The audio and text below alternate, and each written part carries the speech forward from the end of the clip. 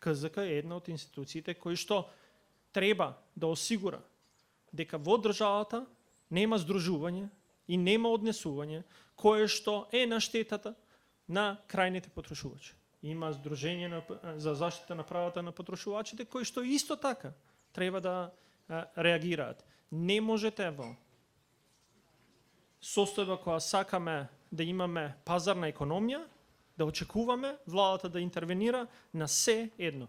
Но, сум кажал, освен правила и однесување, права и одговорности на кои што треба луѓето да се однесуваат и компаниите да се однесуваат во пазарна економија, има морал и етика, кој што некој не сака тоа да го признае.